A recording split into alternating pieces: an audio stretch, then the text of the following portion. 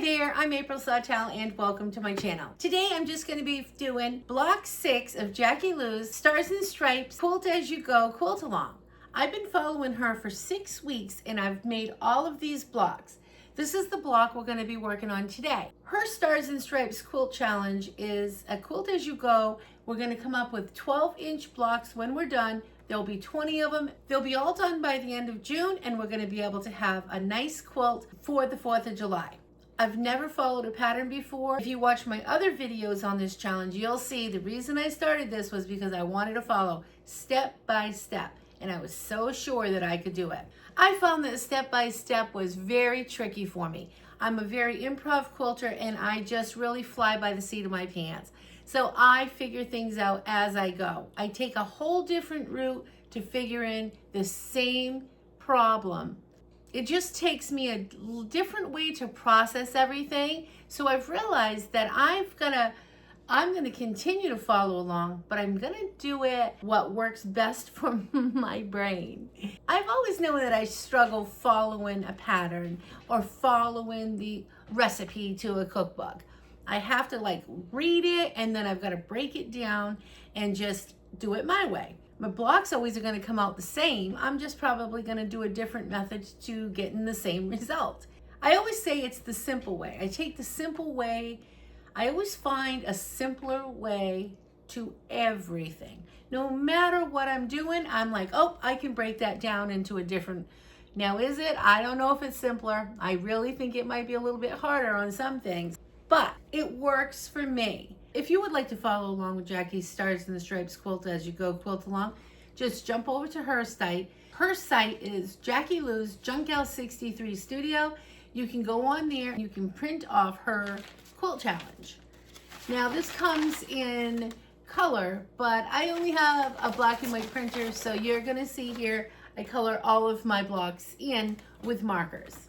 So one thing that I've really struggled with was making my blocks come out to 12 inches. For some reason, all of my numbers must be off. My seams must be off. My cutting must be off. Jackie had said somewhere along the line, you'll see in her videos if you watch any of those, that she says just use a bigger piece of fabric. So you know what? I started doing that and now I have success every time. So that was a really great tip. So for today's project, I'm going to show you how she did it, and then I'm going to tell you how I do it, because I'm going to simplify it in my head. So for this challenge, there's going to be 20 blocks. It comes out on every Sunday and tells us how to make the block. So we're on block 6. There's going to be 20 blocks. By the end of June, we're going to be able to have all 20 made and our quilt put together. It's a quilt as you go. My back end, I started with red for a back end, and then I went to white, and then I went to blue. Okay, so all I'm doing is just going in an order. Red, white, blue, red, white, blue, red, white, blue. So when I'm done, my back end is going to be a red, white, and blue, mixture, but in an order. You can do this any way you want. The only rules to this project is use red, white, and blue fabric. That's it.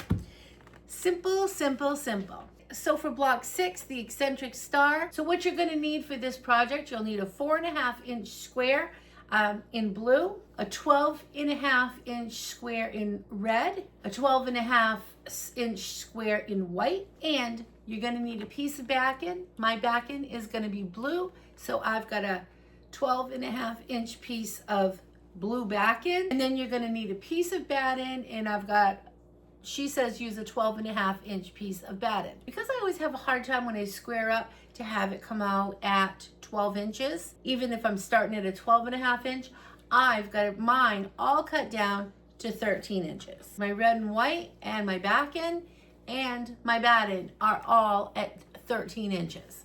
I just need to give myself that wiggle room for it to work. You're also going to be needing a ruler, a rotary cutter, and you'll be needing your iron.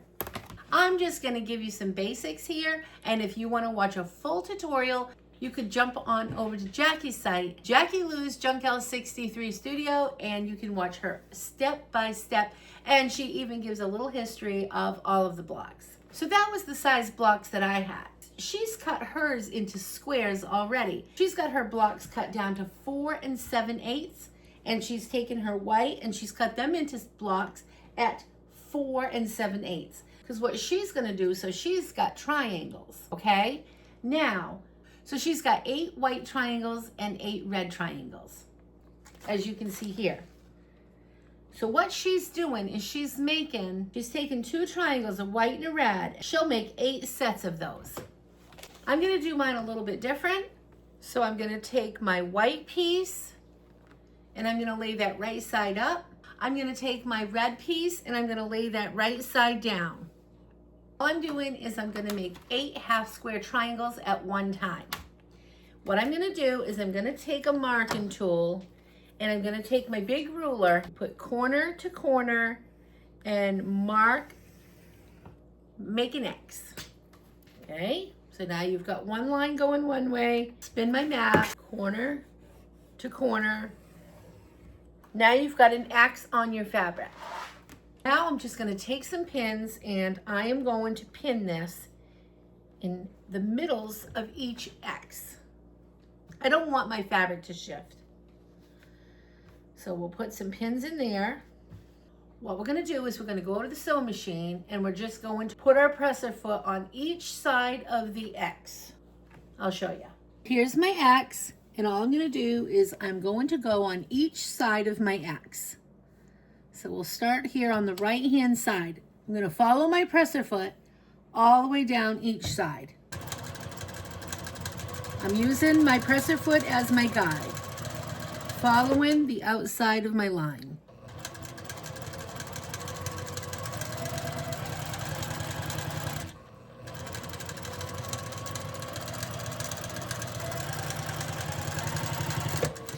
I'm gonna spin this. When I come to the end, I'll spin it and I'm gonna do the same to the other side. So now I'm on the right side of my line, following that down.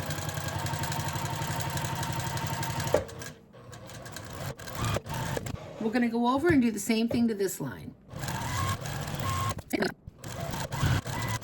You're gonna want a mat that you can move around so you don't have to move your fabric. You'll want some sort of a rotating mat if you have one. It just makes it a lot easier. Now you're just gonna go corner to corner and you're gonna cut right in between these seams, right on the black line.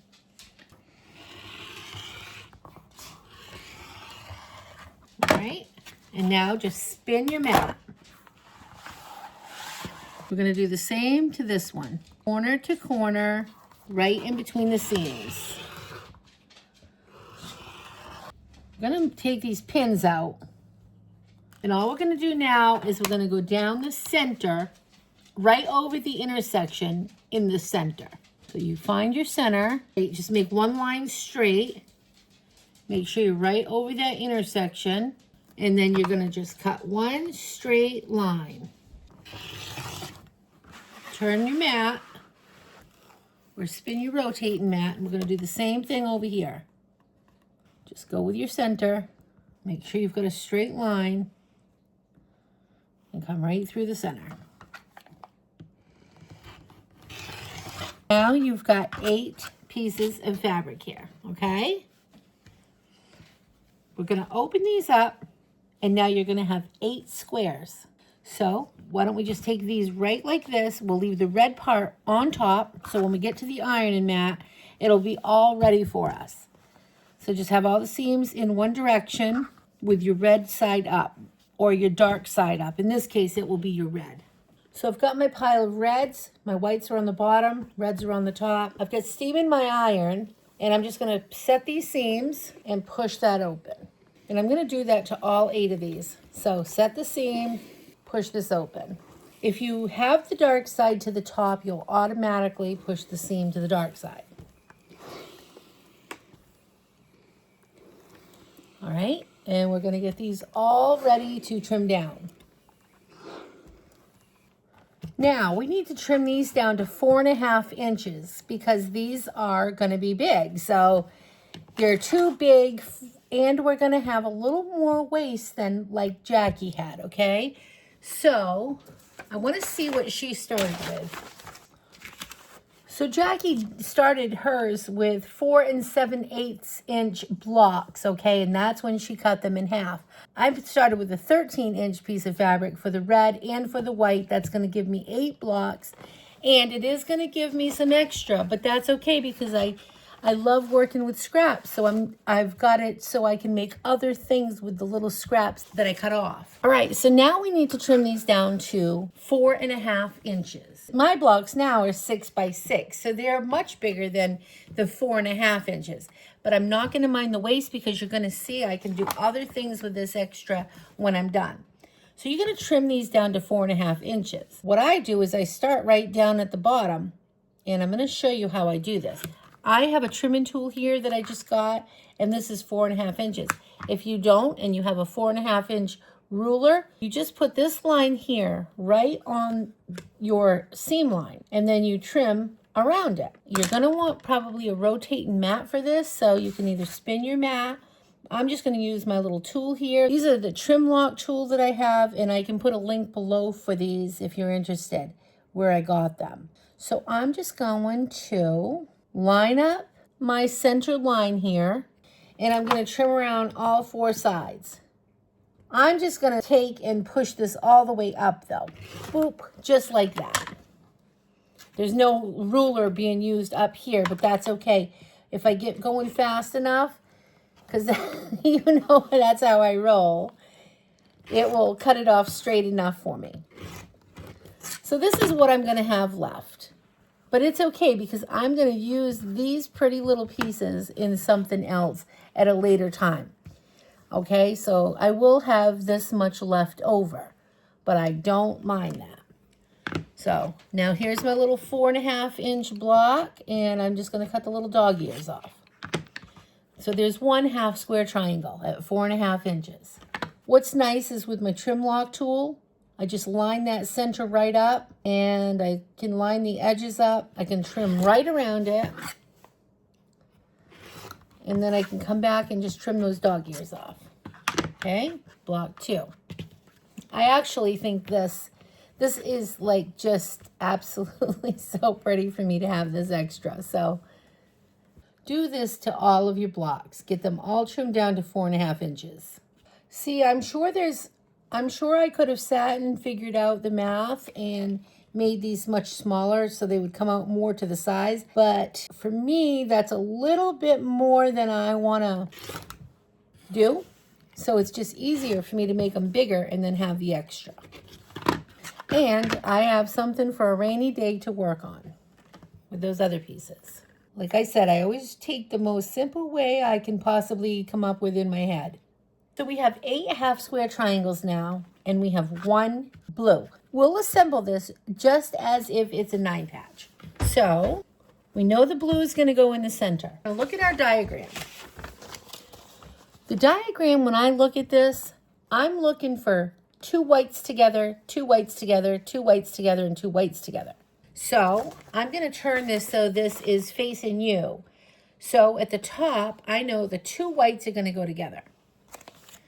Now I'm going to be a little bit confused down here, so I'm going to go right over to where I see the 2 whites. So there'll be 2 whites right here too. And it's going to form a triangle. Okay, so that's easy enough. So now I know over here, there'll be 2 whites, and it's going to form a triangle. So the point will be inside. Okay, so that's easy enough. And then over here, there'll be 2 whites. So we know what the triangle point will be on the inside here. So let's just do that. So just like that, if you play around with your blocks, what you're going to come up with is an eccentric star. Jackie has a whole history on her channel if you're interested in hearing what this star represented. Okay, so now what she's going to say to do, you'll know if you're out of order. Just remember to look for your 2 white pieces. That's how I did mine. That's how I was thinking. Make my 2 whites come together with the points on the inside, and then it came together perfectly. So I'm going to take these to the sewing machine, and I'm going to go this one over here, this one over here, and this one over here. And I'm going to put a pin in there so I don't get confused on this side.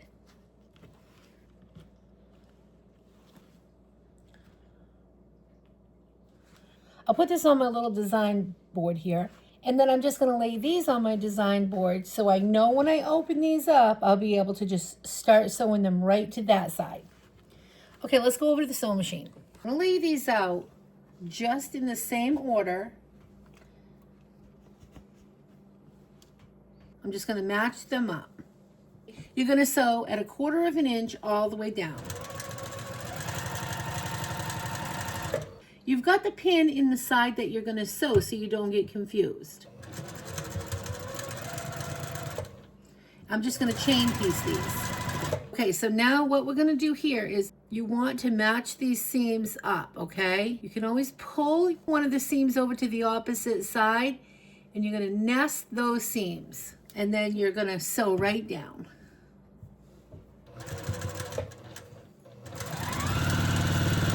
You open these up. This is what it's going to start looking like. You can see your lines are going in different directions. Now, go back to where you carried these over from. And you're going to start laying those ones right on top in the same order how you brought them over. You will have seams to match in some of these again. So because we didn't iron them in a direction yet, we will do that after when we get to the next step. Just push your seam over. So they're going in opposites. One's coming towards you and one's going away from you. And what you're going to do is you're going to nest those together. They'll fall right into each other. They'll like interlock. So you do that and you can put a pin in there. Interlock those seams. Make sure you're lined up and just interlock the seams. Now I'm going to put a pin in and I'm going to still adjust this as I get to it, but that'll hold it in place enough. Same here. I'm going to just push these together, lining everything up. Okay, now you're just going to sew down this side.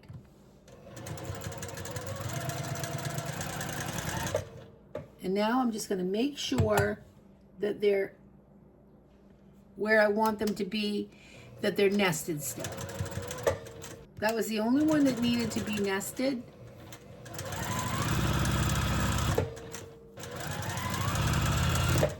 Okay, so now here's what it's looking like so far. Now what we're going to do is we're going to cut these little strands. So now this is all connected, so you're not going to lose your order. So you're just going to cut those little pieces off and we're going to go over to the iron and we're going to press the top to one direction. So I'm going to say the top will go to the right, the middle will go to the left, and the bottom will go to the right. So just alternate the direction. I'm going to line these up, take them over, just alternate. So I'm going to look at this and I'm going to go right, push everything to the right. The middle will go to the left.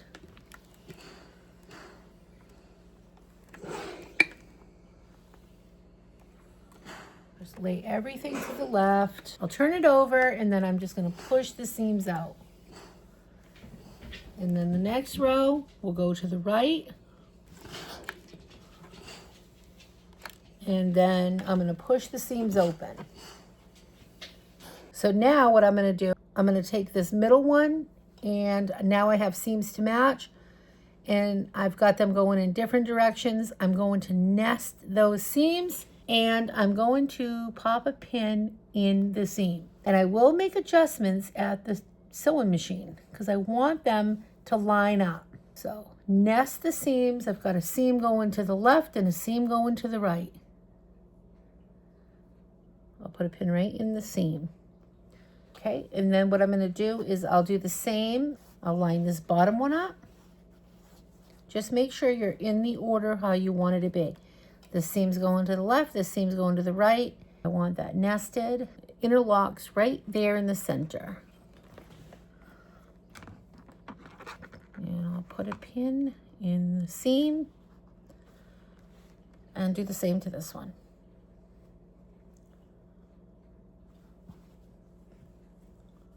Okay, and then you can open it and make sure you're lined up.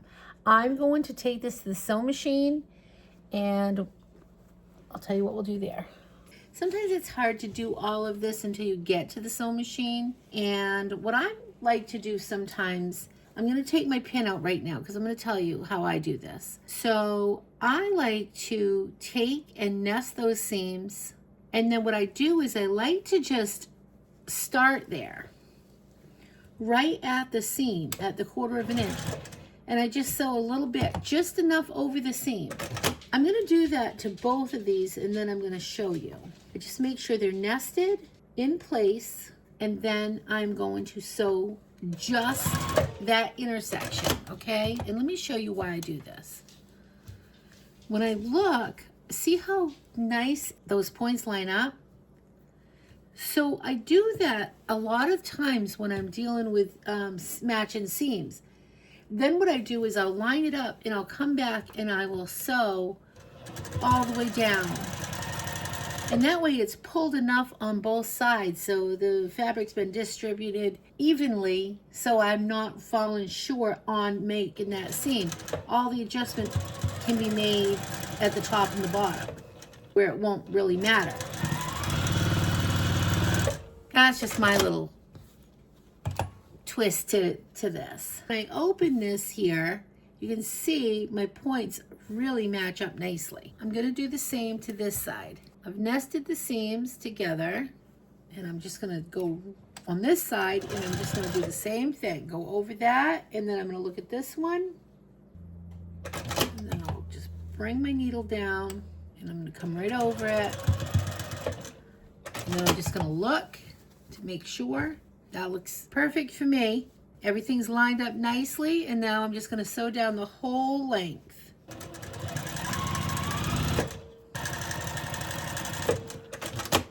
Okay, now let's take a peek. Okay, I'm going to go over and I'm going to press this, and let's see how this looks. I'm just going to set the seams here, and then I'm just going to open this up, pushing out the seams. All right. So I'm making 2 of these, and this is what they're looking like so far. I'll take the back-end fabric face down, so the pretty side's down. I'm gonna lay the batting on top of that, matching that up. I'm using scrap batting, and then I'm gonna take the top, and I'm gonna lay that right on top of this. Now I'm just gonna stick a few pins in, and I'm gonna look on the back and make sure nothing's tucked in. And make sure all these threads are off because they're going to get sewn in. Okay, and now I'm going to go quilt this. I haven't decided what I'm going to do yet. I'm going to keep my presser foot, the regular presser foot right on here, my piece and foot that I'm using. And I'm just going to use stitches. I'm going to put it to about a 4, so they're a little bit wider. I do know that much. And I need to think how I want to do this. So I think all I want to do right now is I just make this up as I go. So I'll just use any line as my guide. So I'll just use this red line. And I'm just going to play around. I'm just going to trim this out, I think, following that red line. And I'm going to keep my white thread in.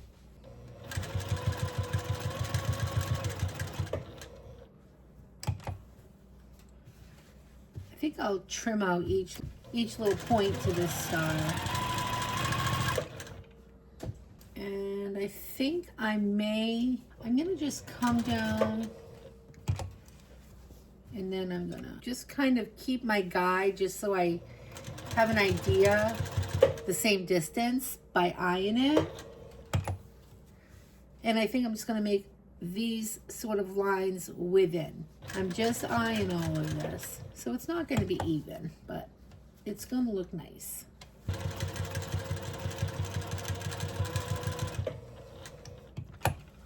I think.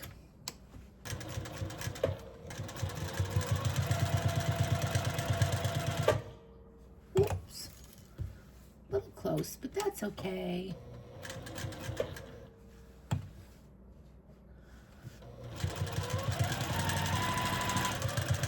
All right, so it's not even, but I think that looks good. I'm gonna do that there. let's see what else I want to do. I'm going to come over here to this little leg and do the same thing.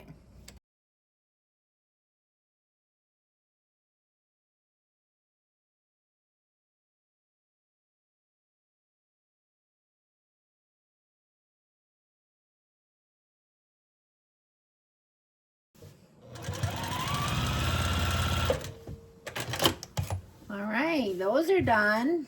I like how that looks. Now what do I want to do? I think I'm going to go right around. I'm going to trim all the way around my blue, using my presser foot as my guide. Okay, so there's that. Now I feel like I want to do more in the middle. So I'm going to just make a star. Well, I'll show you. I think I'll just come down to the center of this, and I'm going to come from where the stitch line is, come down, back stitch, come down, okay, and I'm going to break the thread, and then I'll just go halfway, come across from the stitch line over to this stitch line, and do the same thing. One, reverse, and come back, 2, 3. Break the thread, and then I'll come from corner to corner on inside of the stitch line and come over this intersection, stop at that corner stitch line. I'm driving backwards here, so. And I'll break the thread right there. I got a little crazy over there. I might fix that after. We'll see. And I'm going to do the same here. Corner, right over the intersection to this inseam. You know what? Instead of going backwards, I'm going to break the thread and come back, because that was hard to drive backwards. 2, back stitch, break the seam, and drive it right back down again, break, back stitch, break the seam. I kind of like that a little bit better. So what I'm going to do here is I'm just going to drive another stitch right here so it kind of fills that in. So I guess I wouldn't back stitch. I would just bring it forward. Yeah, that looks way better. And I think I'll do the same here. I'll come in at the intersection to fill this in.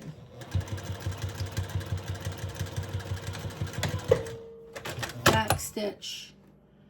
And I'll just do that a couple of times. Back stitch. And I think I want to do this one more time here, because I just need to fill that in a little bit more. So I can just keep back stitching all the way, because I can, it's coming towards me, so.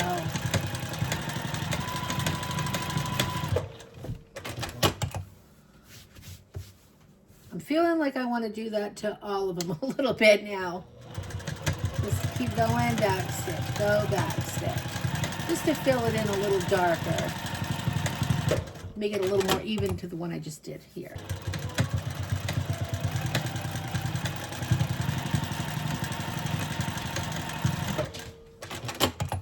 And one more.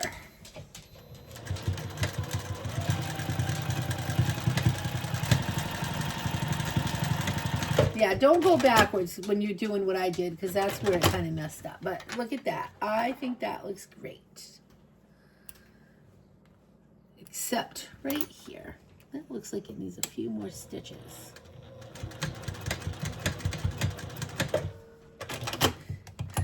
All right. Look at there. Now I think what I want to do, I think I do want to come around one more time over this outline. I don't like it. It looks too light now. So I may do the same thing. Just a few stitches and then a few back stitches. Trying to stay mostly on top of it. Just kind of outlining it now.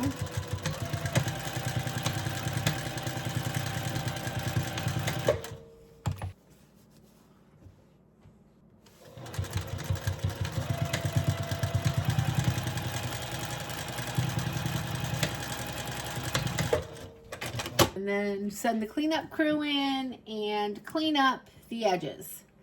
Now, let's go trim this block. This one's gonna need a little more trimming than the rest. I don't know if I really like this, but I'm gonna leave it, but I am not gonna do that again because it's too many stop and goes, you know? Now, this is gonna be the back of the quilt, so. All right, so far I'm not loving this way that I quilted this. It's too messy. But I need to do something in here. So let's go inside of there. I forgot to do the insides.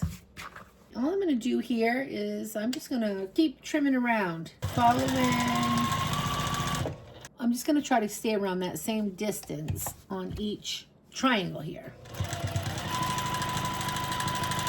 So.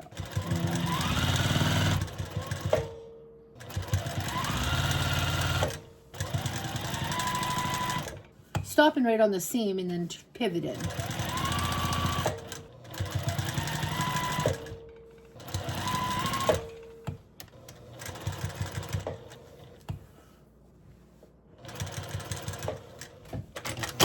Okay, so there's one. This one could have went over that way a little bit more, but that's okay. Let's do that to all of them. So far, so good. Here is what it's looking like. Just want to give this a press. Really good and flat.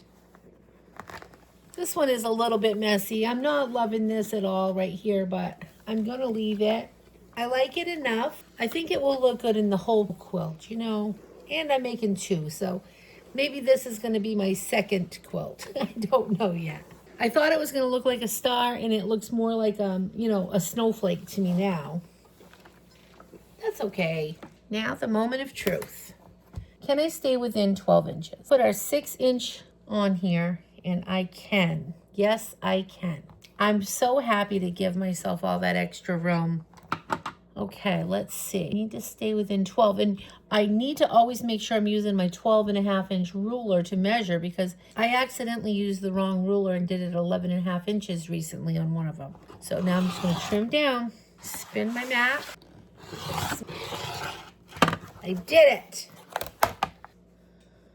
I'm going to trim off all of those little threads. It's going to go, so 1/8 of an inch all the way around. Here's how my block came out. This is block number 6 in the Stars and Stripes Quilt As You Go, Quilt Along. This is how block 6 came out. There's the front and there's the back. I hope you enjoyed this video. Don't forget to go check out Jackie Loos, Junk Gal 63 Studio over on her channel, and she'll give you step-by-step instructions. Okay, that's it for today, guys. Thanks so much for watching. I'll see you next time. Remember to keep it simple. Have a great day. Bye. Please like and subscribe. Say bye, little Miss Ready Thready.